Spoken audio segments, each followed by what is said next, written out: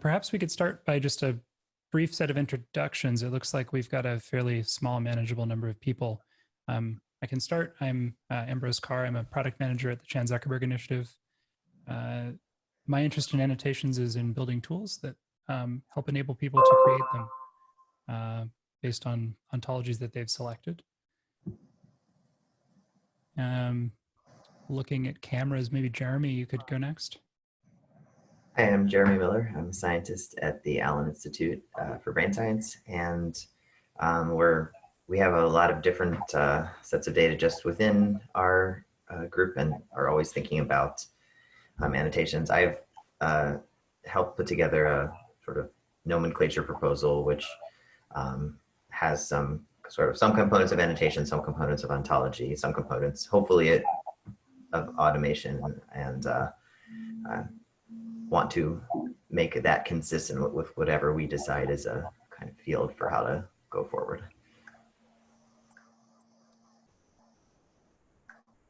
I would encourage that as people introduce themselves, they just point at somebody else and tell them to do it. Otherwise, we'll just have these awkward silences. Sarah Middleton is next on my screen. All right. Hi, everyone. So I'm a computational biologist at GSK. I'm currently leading our internal efforts to do cell type identification on a larger scale and hopefully automate it in some way. So this is something I've been thinking a lot about lately, and I'm excited to have this discussion. So next, let's see, for videos, Nikolay? I'm a computational biologist at Northwestern, and we're doing lung seed for Atlas, and we're developing automated cell type annotations to be able to compare different samples instead of integrating them. So yeah, also some work here, and yeah. Okay, who's next? Arthur? Hi there, my name is Arthur Lee. I'm a postdoc at Boston Children's Hospital and the Broad Institute. I have experience in single cell ATAC-seq mostly, and my interest is in rare developing cell types.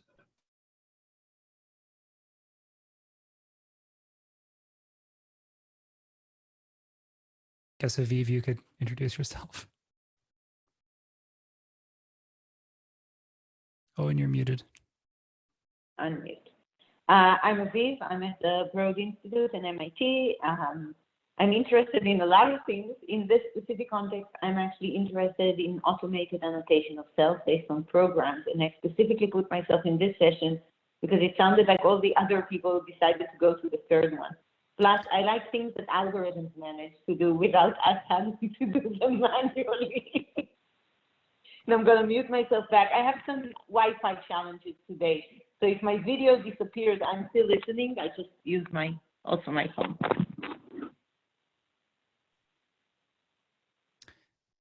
Maybe Sarah and then Muzz, and then anyone who's got their video off who wants to jump in. Hi, Sarah Teichmann, welcome Sangers to University of Cambridge in England and co-chairing the Human Cells Organizing Committee with Aviv. Really excited to be in this conversation, and I think the automated annotation is kind of one of the holy grails of this community. Hi, I'm Muz Hanifa. I'm based in Newcastle and Sanger, and been working a lot on the development and skin cell atlas, and very interested in this area because I think it has a lot of potential, but also, ways in which, we can innovate for automated annotation in a very similar way about the programs. Anyone else want to jump in?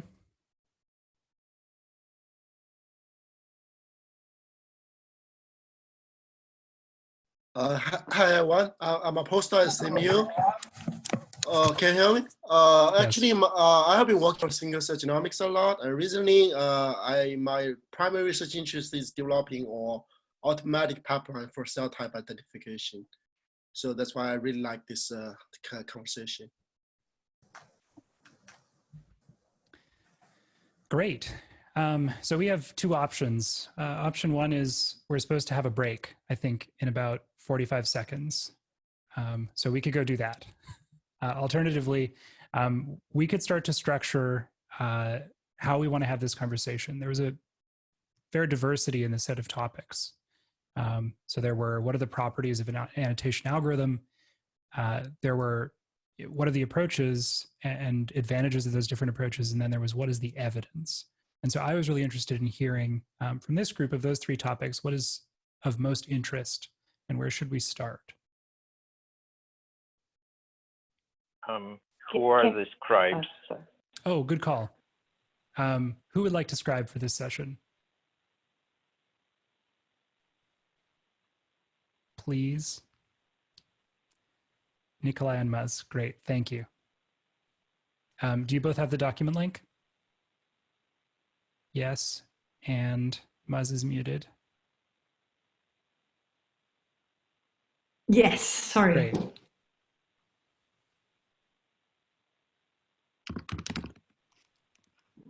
Can I start with my biggest worry with automated annotations, at least as done today? Please do. So my main concern is similar to the issues that exist in the social justice system, that currently most of our automated annotation approaches, or at least the ones that are out there, are based on supervision and are codifying our previous annotations. And so they automate the process that we already do, but they might fail to show us things that are in our data that we haven't seen before. That's my main worry with them. So I can see them as a greatly useful tool to solve, some of the hassle, but not necessarily as exciting as they could have been had they found things for us that we didn't already know. We didn't already call by name. So that's my personal concern.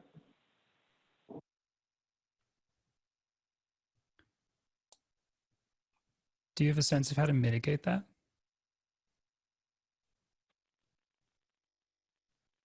Oh, it didn't work. This muting. Finding the patterns in the data is actually not, I don't think it's easy, but I think there's many ideas and algorithms that think it will come. I find the process of giving things names to be something that is still very human in how people do it and is still absolutely critical. I have not seen anyone manage to conduct an ongoing scientific enterprise beyond themselves, even with themselves, but definitely not with other parties, without having this naming happen. And I have not seen a great example of doing this in an automated way besides transferring names that a human gave before.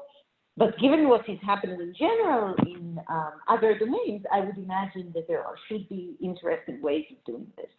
But I think it has to be a really tough problem. So just to make I think sure one sort of follow-up, I think Aviv's point is really interesting. And one follow-up is, with the question about whether you, with an automated annotation, can you discover new cell types? And clearly that's, maybe the answer is no, or it's a challenge. But what will pop out is if there are data points that are not, if there's an automated annotation by a transfer from known annotation, and then there are data points that are left out. So where there's not a close match, lifting over from known data, then that points to something new. I mean, in the days, so I'm thinking about, for instance, the days of protein families. After the Human Genome Project, there was basically in the protein world, efforts to cluster protein sequences into families and protein domains and protein families. And then there were hidden Markov models. So we have the name on our group here. There are hidden Markov models that were made for the protein families, and that then kind of were used to annotate new genomes in terms of the proteomes. And if there's not a match, then it's clear that protein sequence, let's say, is either a very, very, very distant member of a known family or a new family member. So I see the kind of like automated annotation at the moment also as almost like a first pass. because it hasn't got that capacity, as Aviv says, to actually kind of like discover new things. And again, what you said, Sarah, that there's nothing that says this is what we know, or, you know, it's unable to find new things at the moment. So you have the first pass, and then you have to wait for a second round of like more refined annotation. No, try again, Aviv. It's not that it can't discover those things, it's that it cannot give those things a name.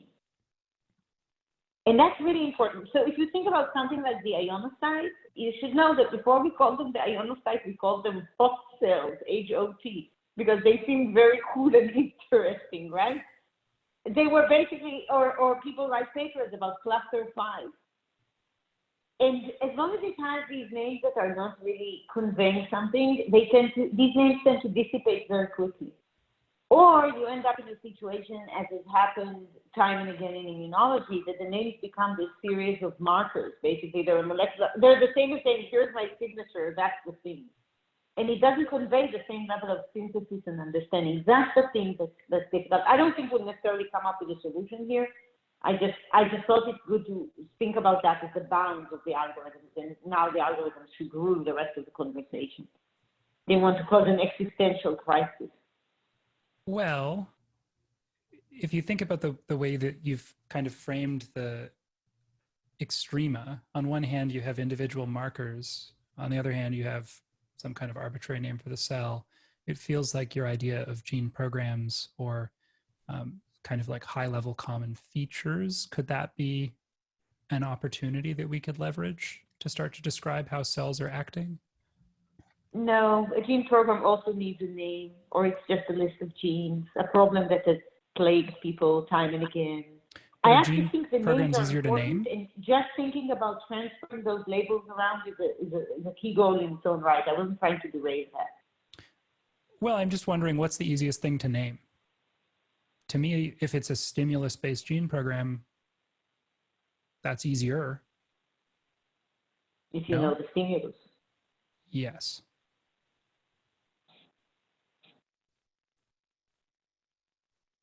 Name, but you know, when you took difficult actually. Anyway, I'm sorry. So I was thinking that names are actually quite a difficult concept, even in immunology. Sometimes the name is a bit of a misnomer, and it sort of like pigeonholes something as whatever it was right for that time, and then things change, and then the name in itself somehow constrains how people kind of look at the cell or something. Names are quite complicated, and I don't know, does it really matter, the name, as long as there's some sort of like a, like a language, like it means this in English, which means this in German, which means this in French or whatever, it's as long as there's somewhere where you can encode that information, does it really matter? I don't know if we're getting way off track, but I'll say a couple of things about names. Yes, if it actually has a unique meaning, then you actually have a name. But it's not just that, there's also relationships between those names. So when you say, an inhibitory neuron, you're not just saying an inhibitory neuron is an inhibitory neuron, but you're actually saying that it has a relationship to neurons in general. So there's also a hierarchy implied now. So there's all sorts of things that we actually convey in the name without even realizing that we're conveying them, and we use that information all the time. That's all. But that just goes to show that the naming and the automated process, they have a relationship between them. And as Sarah said, it is sometimes just a transfer of labels. I just pointed out that the labels themselves are not trivial to come up with. And maybe that's a great starting point in this conversation to say, what kinds of things can we attach to cells automatically? Rather than, as I said, having an existential crisis about names.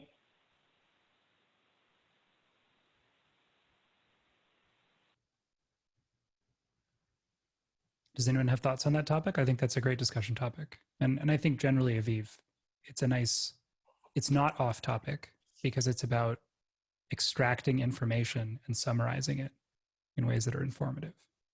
You just picked the hardest one because it's the pithiest descriptor.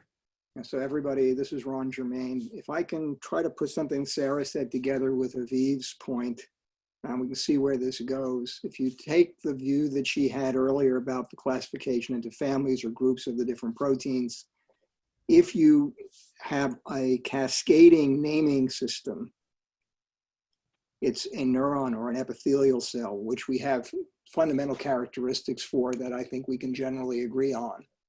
And then you begin to look at some of these unique functional components that are within the gene list or the antibody staining list or however you have annotated the cell. You begin to get to what Aviv was saying as an inhibitory neuron or a secretory cell. And so you wind up creating a name that cascades down from these classifications in a granular way. It won't be perfect. It's not as bad as the list of seeding markers for immunology that Aviv talked about, but it begins to put it in a classification of the kinds of concepts we think about change. Deal with this question about misnaming something because we actually find it has a different function, because that will then change the way you cascade the annotation.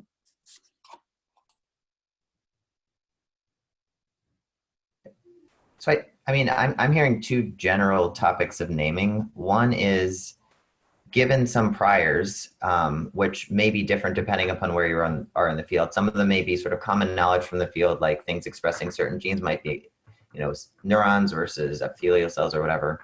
So given those priors, can we name a cell type automatically? And another one would be, given a data set with cell types that already have names, can we automatically assign one of those predefined names to each of the cells in that data set, potentially with some tags for state or other priors that are sort of cell type dependent? Is that a fair approximation of what we're talking about? Or am I missing something important there?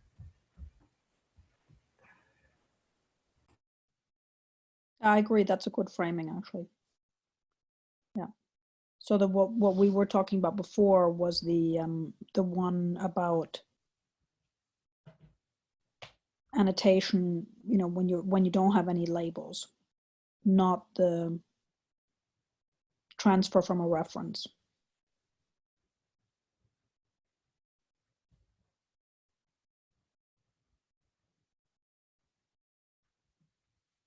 Does the group want to dig into one of those questions in more detail?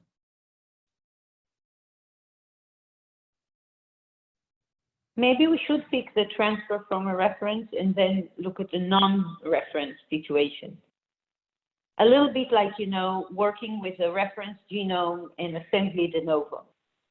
When you have a reference genome and you solve each of these problems in RNA-seq assembly, each of these problems got solved as a problem on its own.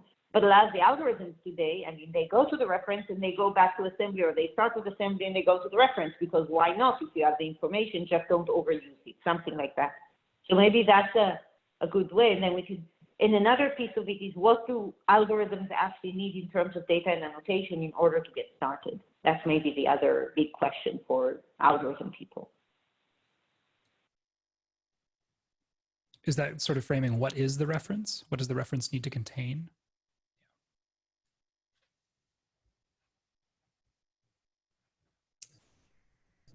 Does anyone have an opinion on that? What the reference needs to contain in order to transfer annotations? And just Nathan here, Nathan Salmonis. I just want to note that I think that different references are going to have different confidence. So you're going to basically you're not going to be confident about some of these references as much as you are as others. And how do you assign a degree of confidence to a particular reference data set or particular reference cell population annotation? And do you need more than one line of evidence to assign a cell type label confidently, or do you need more than one line of evidence?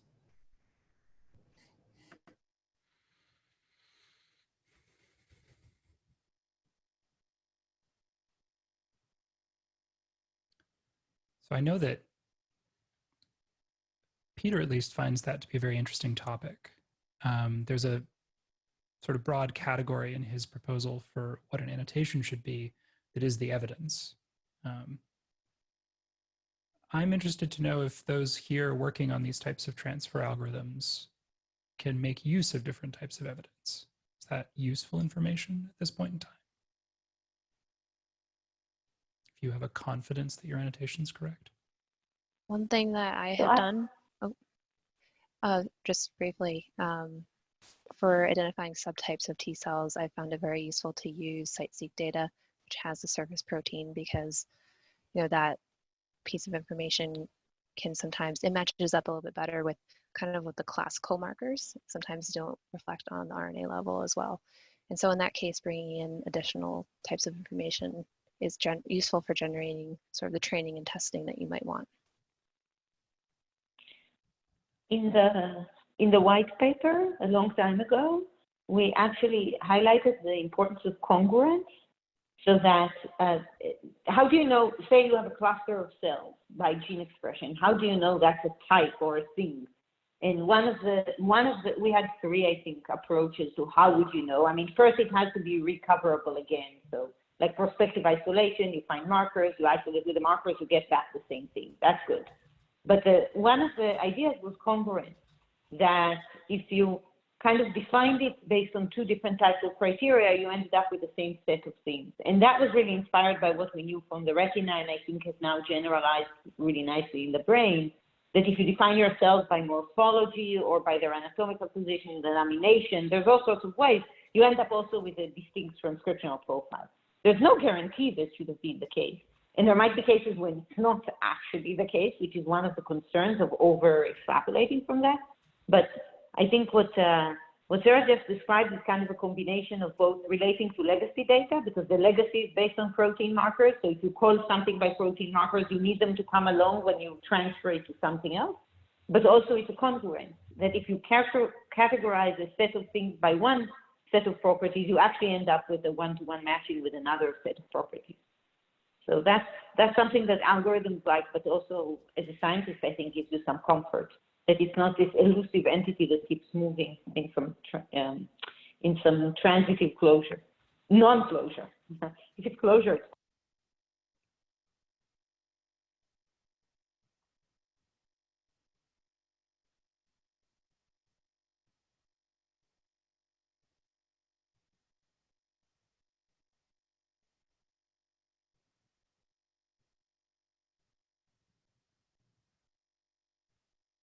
So this is Yong. I have a general question about cell annotation. To me, annotation process is a process to generate new knowledge. Particularly, so if we get a lot of cell types based on statistical criteria, and the next step is to infer the functions of these cell types. And how are we going to use the existing knowledge about the gene, like using gene ontology type of annotation, and to annotate potential cell functions? I mean, this may be just the first step, and obviously that need human experts to look into this kind of automated annotation and to decide, and to help decide, which function, potential function, and to make some prediction. So.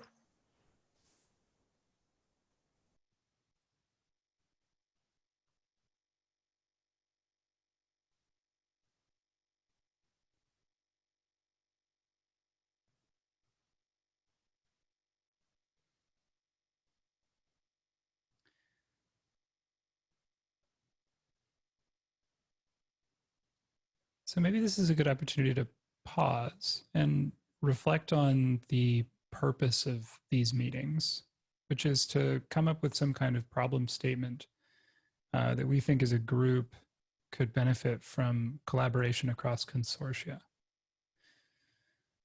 Are any of the topics that we've discussed thus far good candidates for that in the eyes of this group?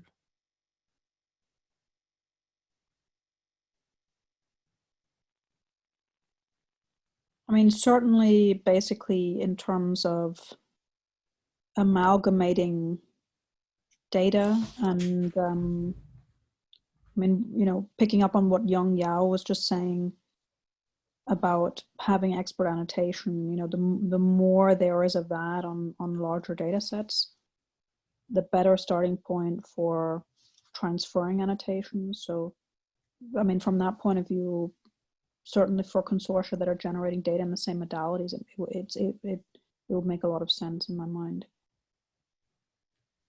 So is the problem statement there identifying data and then arriving on some opportunity to make it interoperable? Yeah, exactly. So those here that work on this, where do you get your data? Where do the training labels come from? Yeah, actually, that's a big problem. Currently, we actually have some collaborators that manually label the cells, and we use those manually labeled data set as a training set, or to somehow evaluate our performance of the cell type identification pipeline. But I mean, it's kind of scattered here and there. If we can put together a comprehensive list of those annotated cell types, it would be definitely beneficial. Because I can imagine there is an increasing availability of those cell type identification pipelines.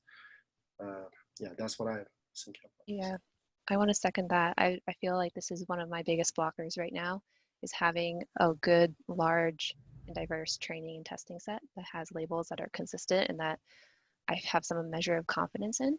I've done a lot of manual annotation myself, like I mentioned, using CiteSeq to give a little bit of extra information and confidence. I would love to have that on a larger scale, more markers, more cell types, more, you know, tissue types. I think once I have that, then we can start testing different things and, you know, start actually making some progress in that direction. See, you know, what can we even do reasonably at this point? One of the things that's kind of always made me a bit concerned about this style of, or some form of automated or assisted annotation, annotating your data set based on the knowledge gained from another data set. So for example, if you were to take developmental cells, then how you annotate the cells during development is based on what you know about cells in adulthood. And in the same way that how you annotate cells in disease is also based, you know, on kind of like what you know about healthy. And I'm not entirely sure that it works necessarily, just like you learn from this and you can transfer it onto another data set. There are kind of constraints and nuances that needs to be considered. And in many ways, it's almost as though you have to annotate the three separately, but using quite a lot of the knowledge that you've gained from the adult healthy data set that there may be more abundance of. I mean, I think the tumor and the normal cells is quite a good example where, you know, there are nuances between the equivalent cell states or types across disease and health. Yeah, that's a very good point. And actually, we have encountered similar questions, as you mentioned. And our solution is probably we can do semi-automatic. So at some stage, we might ask the user to supply, you know, kind of prior knowledge, like whether for specific condition, whether we have specific list of markers. And we use these new markers or kind of constraint markers to identify the cell types in a specific condition. Another missing part is actually in the cell type marker list. I mean, it's quite difficult to get a very comprehensive list for all the no cell type marker. I mean, I know there's some databases, but I mean, it's not complete as far as I know. So if any one of you have any knowledge about that, it would be great. So I'm hearing, I think, 3 trends here. The first was we heard from Sarah and June, who both said that they get training data by producing it themselves, which is interesting. And I think we should dig into that and hear from others about how they get training data. Because if everyone has to produce it for themselves, that's obviously about the hardest blocker we could imagine. The second, June, is that it's hard to access prior knowledge and hard to summarize it and to understand what priors you should be building on top of. And I forgot the third. there was something else. I'm just very interested. Who else is doing this? And have you had to generate your own training data, or have you been able to excise it from the literature somewhere? I mean, the whole institute, for the Allen Institute, the goal is to generate, I guess, training data for other groups. So we fall more on the side of, at least for human, there is often no prior knowledge at all for what we're doing. So it's a matter of having to kind of extrapolate hypotheses from the literature and use that as what we want for naming things, and using just the data and metadata in our data set for naming things. And we know once you get, for the granularity question, once you get to a certain level of granularity, there just aren't marker genes that, without stringing together 10 genes in a row, that you can sort of make a simple name. But you can still make, approximations that may or may not hold true for people coming in with test sets. So I think from that perspective, I think it might be two separate questions. If you have your training data, then it's more important understanding kind of the priors, or sort of trying to define your own priors. And if you're coming in with a test set, then you either can hope that the priors were generated correctly for the training set, or use the information from the test set to kind of improve on the training set, or even. In our case too, it seems like the gold standard is isolation of a somewhat purified population and clonogenic potential in vitro, which is not perfect, or ideally in vitro in a mouse. But I mean, without those, the problem is you just keep propagating somewhat speculative predictions.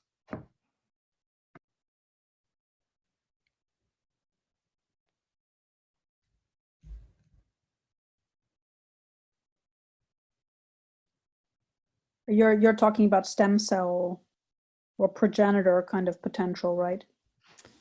Typically, yeah. I mean, you're right. It's if you're looking at progenitors and stem cells, that's specifically the area we're focused on. But if you're talking about mature, differentiated cell types, I'm not sure what the best method is.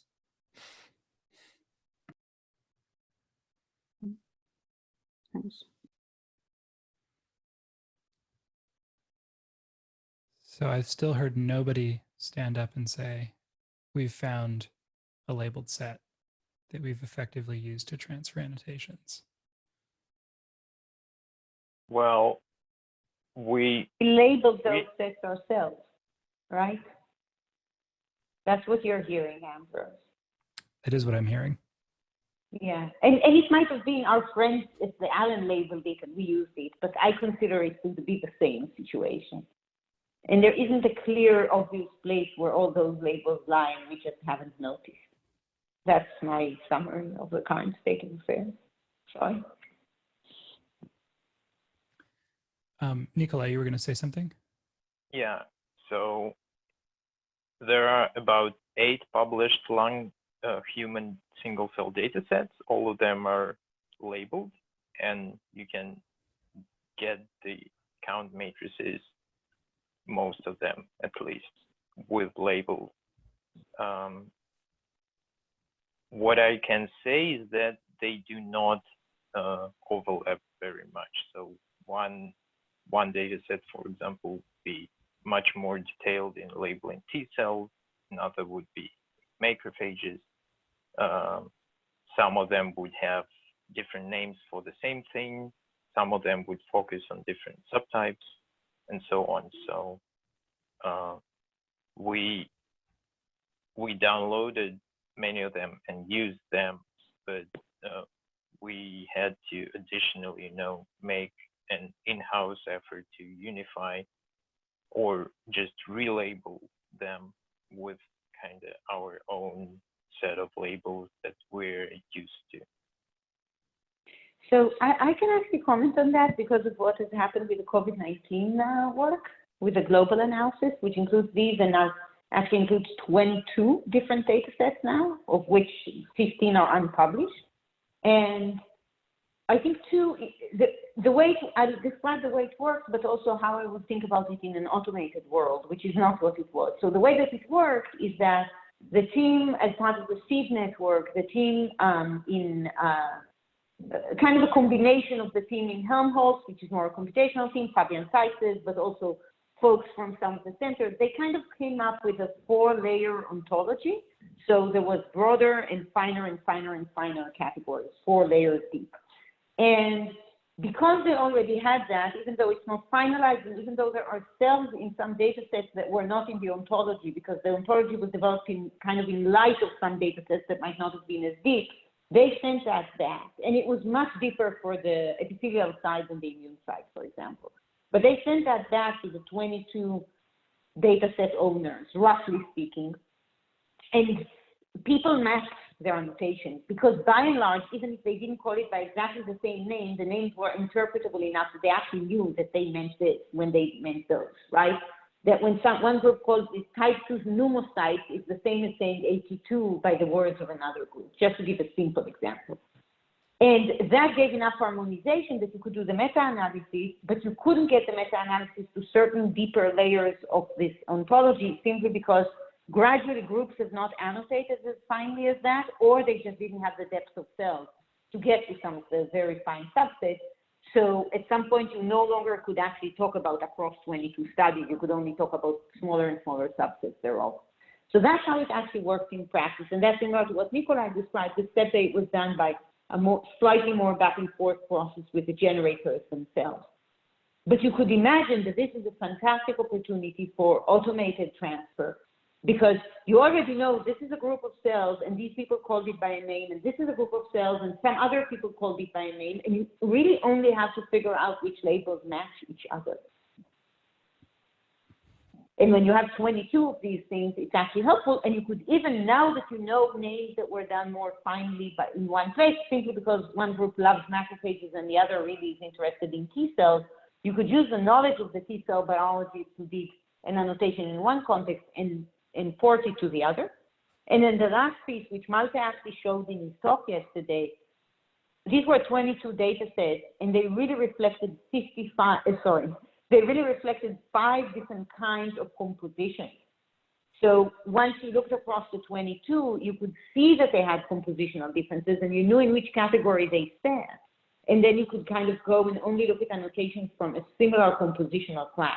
And this is because these were studies of the nasal passages, lung, and airway. So if you're in the alveoli, you're in a very different situation than if you're in the upper airway in terms of cellular composition. So these are all things that algorithms see in this case, not a person, to know that there's composition. And now the algorithm could in principle use it and move labels around. So is this a good action point for the consortium to take all the data sets together and, you know, try to implement a very similar approach where you can have better resolution of the finer sort of, you know, fine annotation by kind of like integrating it, broad categories, sending it back to the researchers and getting their agreement about what they should be called. And then we have a good training data set for the broader community moving forwards. And maybe also it gives us harmonization too. And it's kind of a goal for each seed network to do it. And I have to say it does help if there's a pandemic and a virus and we all really wanted to do it right away, because most of these iterations took 2 days. Because people were like, well, that's a really important thing, I'll drop everything and do it. So there's a little bit of a dynamics on how to do that, but you could imagine bringing everyone for 2 days like these, and they're actually, they have a limited amount of face-to-face and a lot of break time when they're actually doing the work itself, and then like a virtual jamboree for a community. And you end up with harmonized annotations and great training data for the algorithms. So in parallel to that, it might be useful to track, like basically what you were just saying, to track the different steps that happened, and kind of for the ones that happened well, you know, write down what happened well, and for the ones that didn't happen well, write how, you know, that could have been changed for future collaborations to make, you know, the process of automation work better, kind of throughout the whole time. So in addition to pulling that group together, kind of putting a document together that says this is what should be done to sort of optimize the ability to do automatic annotations moving forward. So that's maybe a deliverable I heard for each tissue community. Is that right? And maybe the cross-tissue community as well? I heard two different problems in there, and one of them makes sense to me, which is learning the mappings of different language choices based on the data. The one where I'm struggling to understand how you do it is, how do you differentiate the different levels of granularity of annotation in an automated fashion?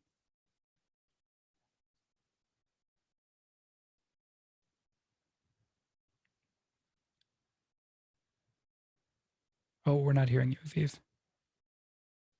In this context, the annotation was, right, the hierarchy was done by a human. Mm-hmm. Now, if you know that this label belongs in this place in the hierarchy, everything else is inherited. Okay. So I would say that's how. It doesn't mean that that's the only way in which it could be done. I think it's an interesting, that is actually an interesting computational problem. Right. Okay. But learning hierarchies, that's a representation problem that's been investigated for many years in more modern and more ancient approaches. So I would actually be hopeful that that's very doable. Okay.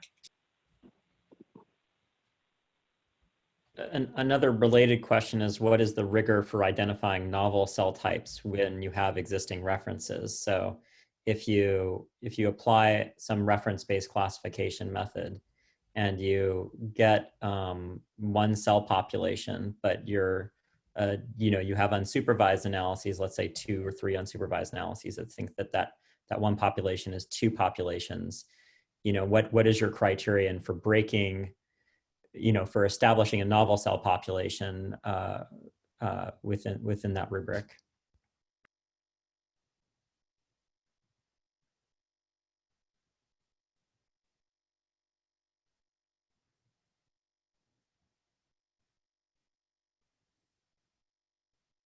That sounds a lot like the cell type versus cell state question, which I'm hesitant to broach here. I have a point about this. So I think any type of automated cell type annotation should have uncertainty score or confidence score, and it is absolutely necessary to have that to annotate any new data set, because exactly of the new cell type thing that we might miss otherwise, and it will be just classified in the reference label.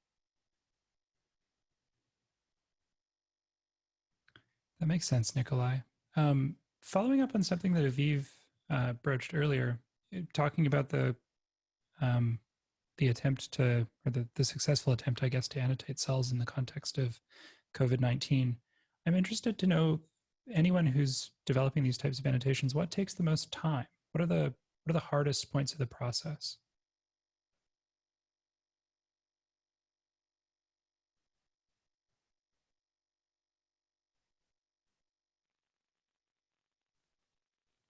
I'm not sure this audience actually knows.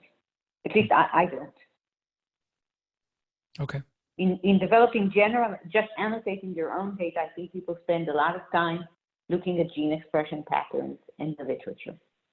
That's my impression. And it's often, when it boils down to the really difficult things, you have to seek an expert.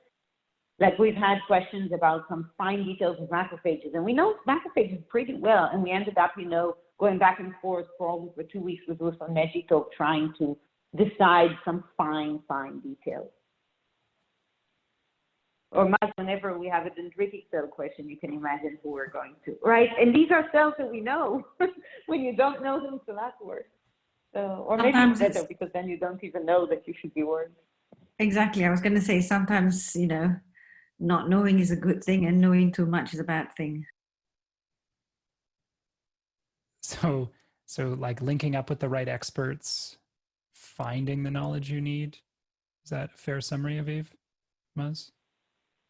You can think of it as an action item of maybe having a council of experts that after you have an automated annotation, you can at least get their, not necessarily their seal of approval, but at least it's not complete nonsense type of response. I don't know. So And what I describe now is not even automated, sorry, Maz. It's manual annotation done by a person who's not an expert in a very particular subtype of cell. They might be a great expert. When we work with Jay on the lung, he's a great expert in epithelial cells. He's a pulmonologist and a developmental biologist. But when we hit into the immune cells, he doesn't know them so well and he doesn't feel confident anymore. And he's an expert. So we have this kind of like a, I mean, in immunology, before you name any cell, there's kind of like a consensus committee that then decides. But one of this thread came up in the development discussion yesterday, where we felt that actually it would really benefit us if we could engage with the developmental biology community to actually help us with annotation, so that we kind of present, here's our first pass or whatever. This is our kind of like current version. Have a look at it, you know, all of you kind of like, you know, you can either provide portals or whatever, and then get them to refine the annotation.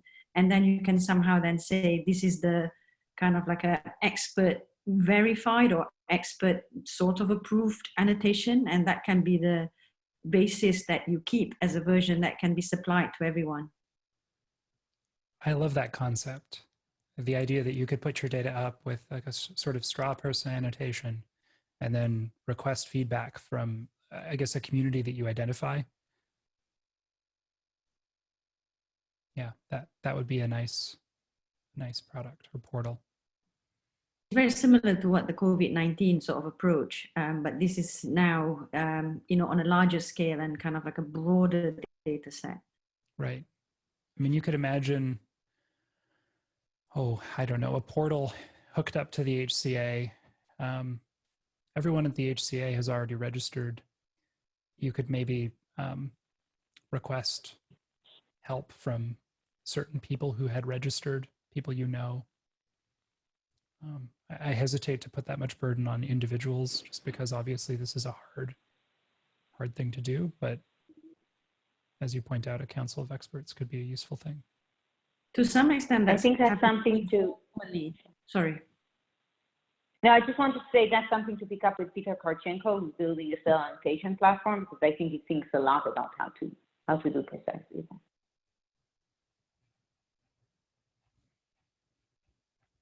Is it an opportunity, though, for collaboration across the networks?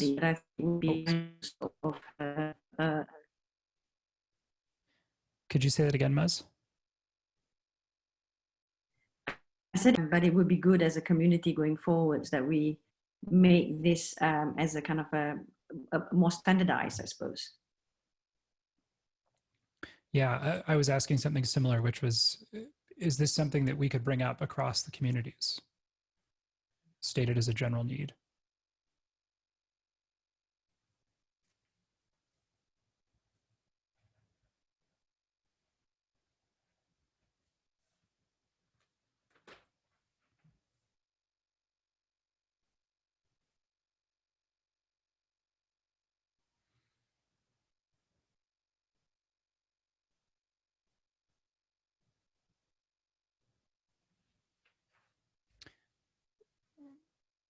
So one thing that has been touched on a number of times is the difficulty of mining the literature for the right priors. Can anyone think of ways to make that better, to streamline that? Mining the literature for what? Well, so it touches on a lot of the things we've discussed. How do you name it? Where's the information that you need to make that decision? Yeah. What I'm hearing is it's a lot of time spent reading the literature, potentially with just an admission of defeat at the end of that, where you go and you talk to an expert who has been working in that field for longer. Is there like a recommendation here for maybe the right strategy to go about creating an annotation or to constructing that name? I mean, my opinion is that's not, I mean, I don't want to say that's not relevant for automatic annotation, but that would come with the kind of expert annotation. When I think of priors, it's priors within your data set or the metadata from your data set, or through some other data that you're actually comparing against. Maybe it's a test versus control data set, or in our case, we often try and take priors from mouse data to use in human rather than trying to find something in the literature. And if we have to search the literature, it usually has to be manually, but I don't know, that's my take on that. But if we think of it as a decision support system, right, that instead of kind of typing in names and looking at PubMed and reading papers, there's some, you know, nice NLP, modern word embedding driven NLP of some sort that at least suggests things to the semi-expert, right, and knowledgeable biologists, but not necessarily knowledgeable at this. Maybe it could be, it could at least accelerate, and one could imagine that it could even just use it automatically as an orthogonal piece of data. Imagine. I think that'd be great. I don't know if it's, yeah. But definitely it's decision support, just showing where the relevant stuff is as you're working through the annotation. It could at least save time.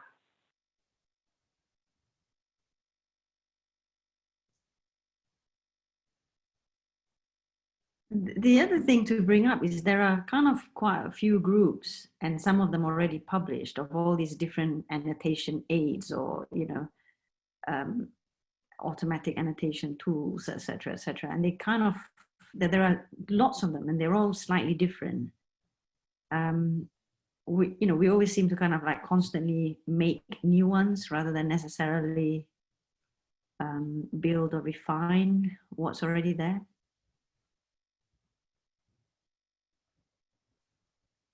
One challenge, so we've been evaluating some of these methods, and first, we look at the existing benchmarks because there have been a few benchmarks comparing these. The main limitation there is they seem to all focus on high-level cell types, which to us is not sufficient, and there also hasn't been enough emphasis on evaluating cross-data set performance. So we've had to evaluate some of these internally as well. But again, you just hit the problem of not having the right training data. So I think in terms of existing methods, I don't know if enough of them are focusing on subtypes and cross data set annotations. And I think we just don't have a good way to test them yet. Can you clarify, is the problem that the data is not good for training, or that the names in the data are unreliable? It's more about, I think, the names.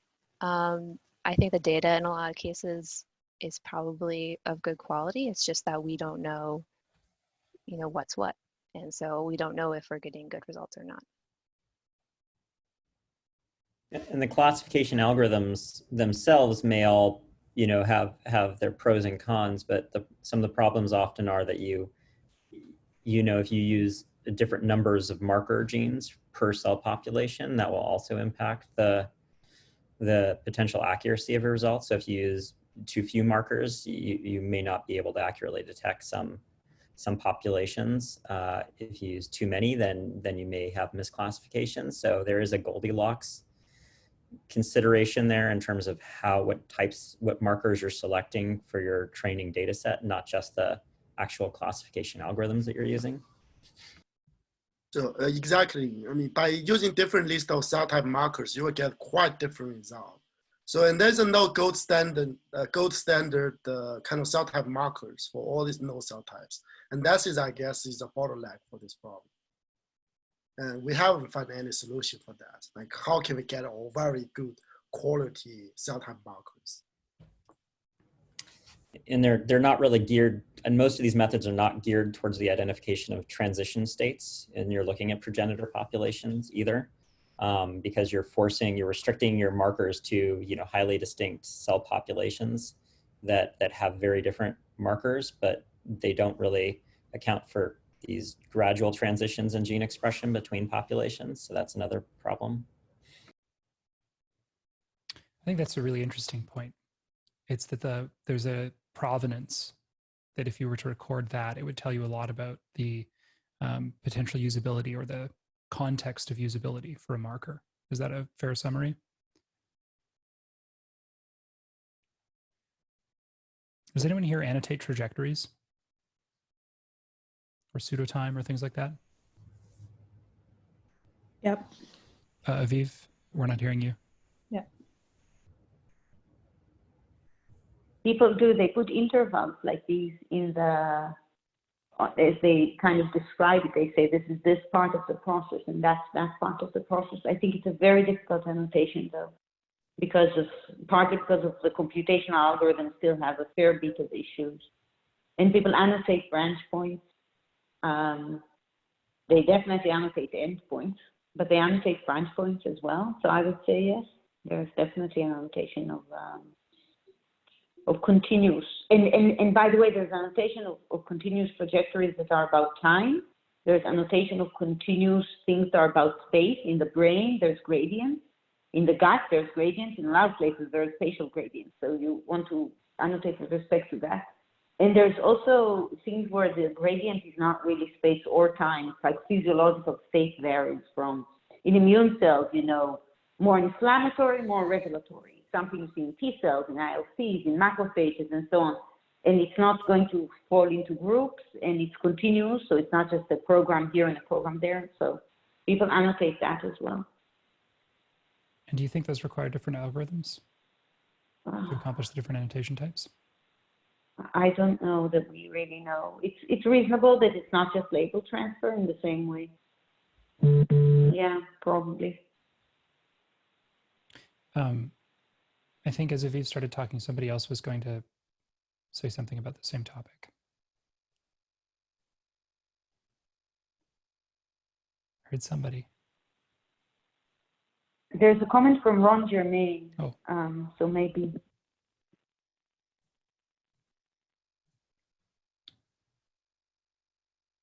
I don't see it. Could you read it? I can say it. Thanks, Ron.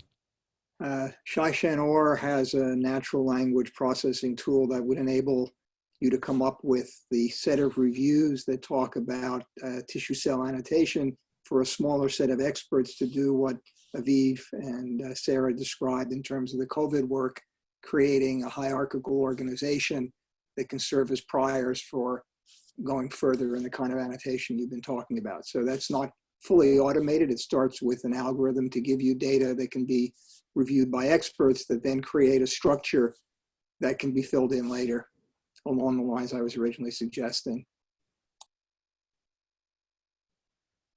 Can you please link to that in the Google Doc or just in the chat? I will try to find it.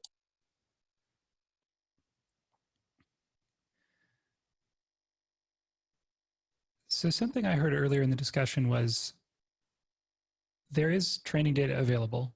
It's been annotated by someone according to principles that made sense to them. It's difficult to translate those labels, and that makes it difficult for the training data to be used. I've also heard that there's a possibility that we could map those different labels to one another. So does it make sense to this group that, I guess, a community activity could be to just try to get all of those data into one place and start thinking about whether we can start to translate different naming conventions?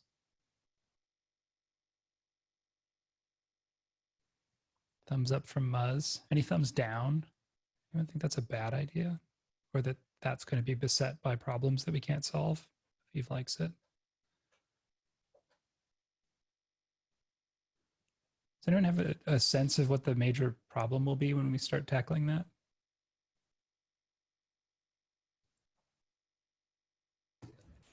One problem is that, you know, a cell type annotation is not necessarily binary.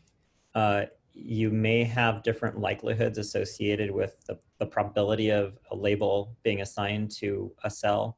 And so how to account for those probabilities. So you may have a slightly greater probability for one cell type versus another related cell type. And then if you're comparing that across data sets, you want to not just consider that a binary, but consider those different probabilities. Yeah, my concern is about people using the same or similar labels for what are probably really very different things. I think about like exhausted T cells and all the different definitions there are of those. I think in some cases it will be not really too ambiguous, but in other cases there might be problems. So it's something that just needs to be evaluated. I think consensus is going to be something to consider, because everybody will have their own little spin and twist to how or what we call something. And one of the kind of like, this is going maybe to kind of hematopoiesis or immunology, where cells have been given names based on their function. And generally this was also based on fax gates. And now to kind of use some of the terms or words that have been used before, but based on RNA profile, creates like a mismatch in terms of, you know, they're not quite the same. It brings back to the point that Sarah made. And then we run the risk of kind of making things similar when they're actually not quite similar, because the evidence that have been used in both settings is different. But then you don't want to then create new names which are somewhat meaningless as well. So there is a gap that needs to be filled, whereby the evidence in both data sets to assign these cells or whatever have been based on different platforms.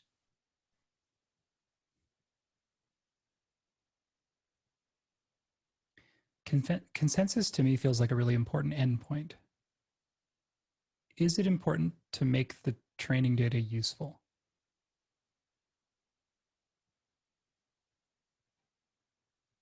Like, would it be an acceptable intermediate just to know that 3 of the names map to the same concept? I think it's important to have consensus where it actually exists. So where people agree to know that these are 3 names for one thing. And it's also just as important to actually highlight where consensus does not exist.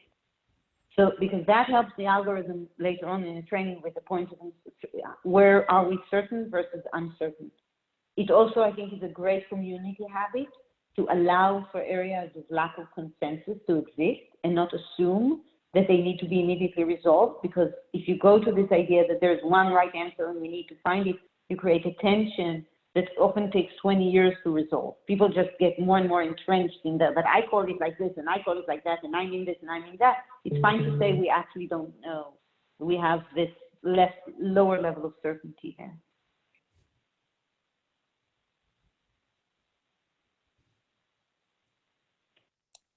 This is Ron. I want to bring in something on this thread of discussion that came up in some of the other breakups.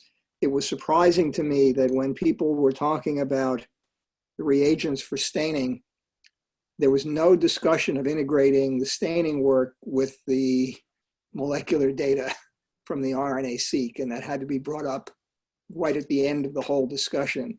And I think it bears directly on what we just said, which is there may be on an individual cell what you don't expect for the RNA compared to what the standard staining might have been. But unless you have that combination, and the site-seq is beginning to give some of that by flow, but also in the tissue, we don't know we're really talking about different cells. It's just different information potentially about the same cells. And so until that gets put into the system for part of the annotations, we don't really know the answer. I wouldn't call them different just because we have 2 different measurements. Yeah, this is something that comes up all the time in brain, where we measure like electrophysiology of a cell, or we look at the cell shape, or we measure gene expression or protein. And depending upon the cell types, sometimes we have no idea which ones are the same. Sometimes we know exactly which cells are the same. And sometimes it's some intermediate level of granularity that we can match them together. So having some way of matching things up either based on data or based on prior knowledge and putting it in the appropriate level of granularity into the system, ideally automatically. But I think for all of these, it's pretty complicated, math, or we don't even really know how to do it. Some way of mixing that together is quite important.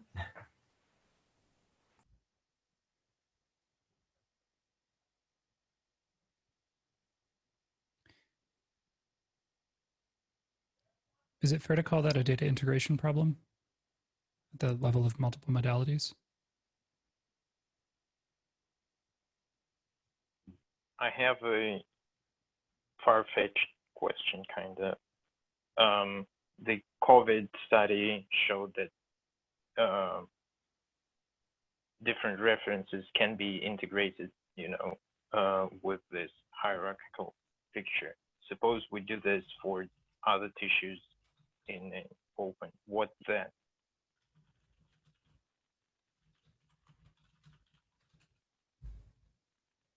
Are you asking what do you think would happen if we tried a different tissue? No, I'm asking what would be the next steps after we get this consensus annotation of different references.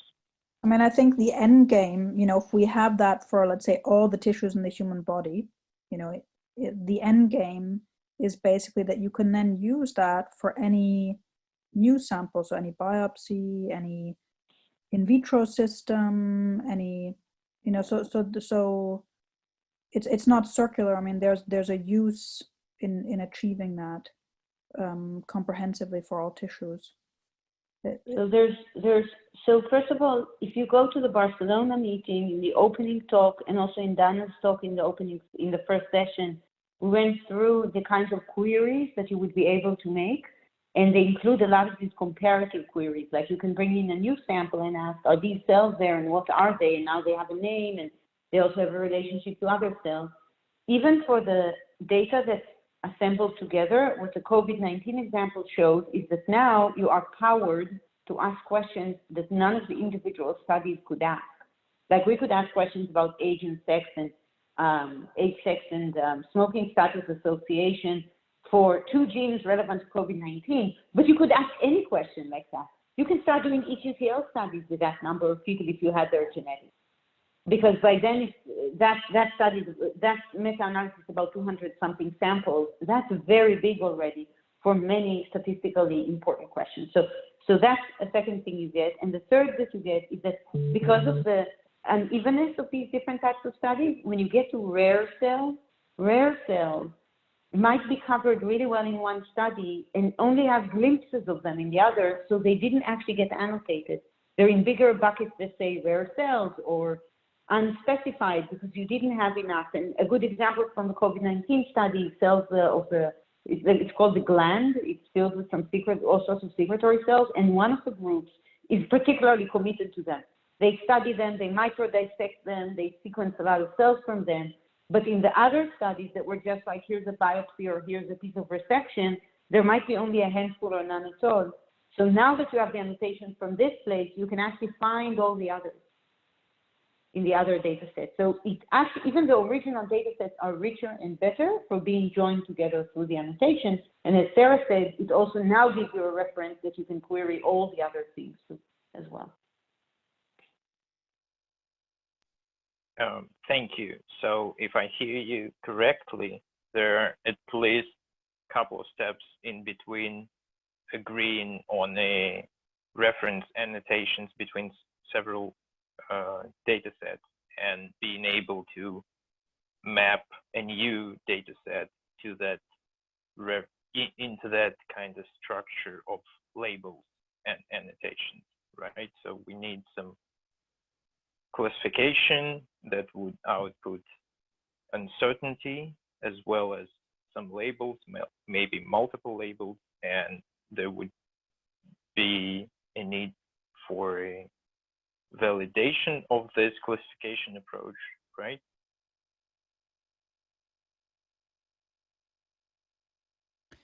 So we only have a few minutes left. Our hosts have requested that we pivot towards addressing some kind of future collaboration that we think is possible, or a call to action based on this discussion. We have a little bit of time though. So before we do that, I'm wondering if there's anybody who came here wanting to discuss something that has not yet been discussed.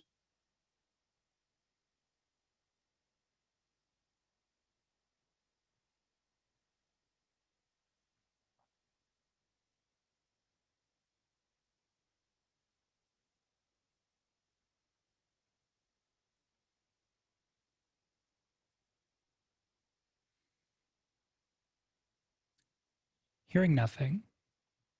Great. Congratulations to all of us. What I'd like to do for the last few minutes is turn it over to Nikolai and Muzz to go over the notes and try to summarize in this last box what we think the big takeaways are from this meeting, what we want to do moving forward, and what the action items are or the calls to action that we've decided upon should be. So Nikolai, do you want to summarize? You've been mainly the scribe on this occasion. I have to give you credit for that. He's done a great job. Thank you. If you can start, actually, I want to type the last piece. Sure. One of the things that I recalled was that just simply identifying and aggregating data would be a nice step forward. So I think some of the things that we've mainly talked about as action points are whereby we have a structure where we collect or aggregate all the data, as you say, and then kind of like refine the annotations in a similar way to how COVID-19 has been done, and then have a council of experts that then kind of give their seal of approval, or something like that. And that can be like a training data set that's used and can be distributed to the community and can help other people. That was one kind of action plan that came about from all the discussions. I'll type at this point. Sorry? I can take over typing. Okay. Since you're talking. And then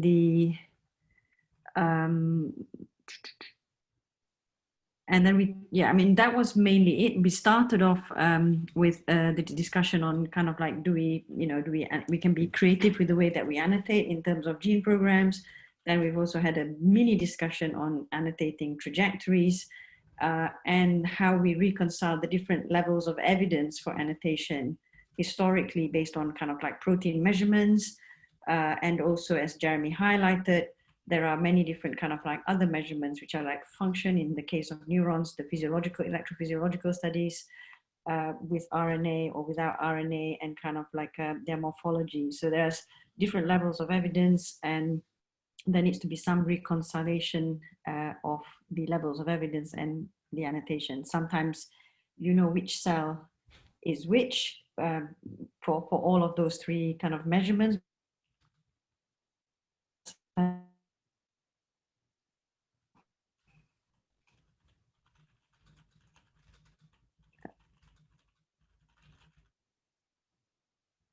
Nikolai, do you have anything else you want to add?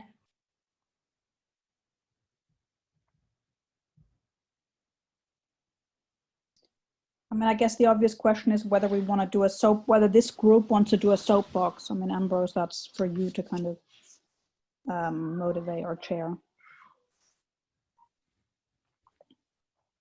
Whether anyone feels the drive and the passion to step up. Would anyone want to give a 2-minute presentation?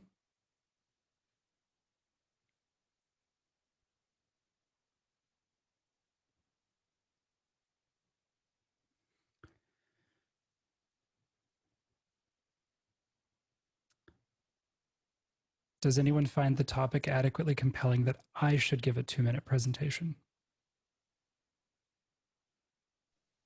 Go for it, Ambrose. Just lower the activation energy a little bit. No, but I'll say specifically why. I think being able to tell people that there's kind of a manual process that's ongoing, and if we got our act together around it and work together with the more automated minded people, we could end up with something really great. And if not, the data only grows, the number of data sets grows, even within groups, and it's going to become harder and harder to catch up to it. So maybe it's a good call to arms. Could I ask you to give that 2-minute? No. Oh, but you give such a nice articulation of it. You will do a better job. I will not, but I will try. And Sarah and I think, are unanimous in this opinion. I can see her smiling.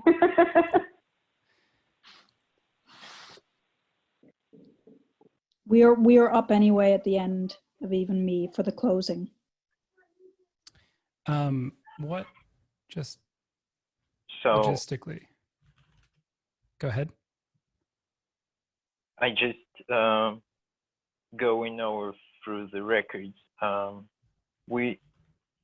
There was a nice idea to just reach out to different HCA seed networks and ask them to maybe initiate the process that was done for lung for the COVID study of merging annotations that would help. But it's part of the reference data set production. And another item is to reach out to Peter Harchenk about this platform where one can publish version 1 of annotation and ask for revision from some council of experts.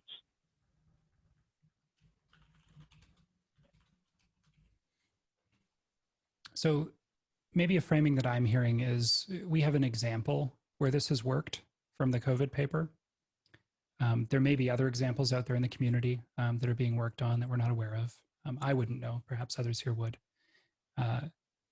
Could we share some kind of summary of how that worked and use that to nucleate discussion about what a sort of initial protocol could look like? Or do you think it would be better to go to each seed network and say, this is a need, and we're interested in just seeing de novo what each network would come up with? I think it's absolutely worth, throwing that out. Okay. I've put a Post-it note into the soapbox thing for automated cell annotation in your name. Great, thank you. I have no idea how to do that, so I'll just start talking whenever they point at me. Oh, yeah, I'm sure they'll do that. Great. If I'm remembering correctly, one of the requirements for a soapbox is we have to agree to meet again. Am I remembering that right? I guess there are follow-up actions. And so I think we have a whole bunch, right? Okay. Yeah. I think that's I wouldn't relatively low mind risk. meeting with Ambrose again on this. I think several people on this call are. That we need to do it anyway. Yeah. It would be nicer to do it this way. I'm sure that Peter will have scheduled meetings about this topic, and we can just piggyback on those. He'll be happy to have agenda items.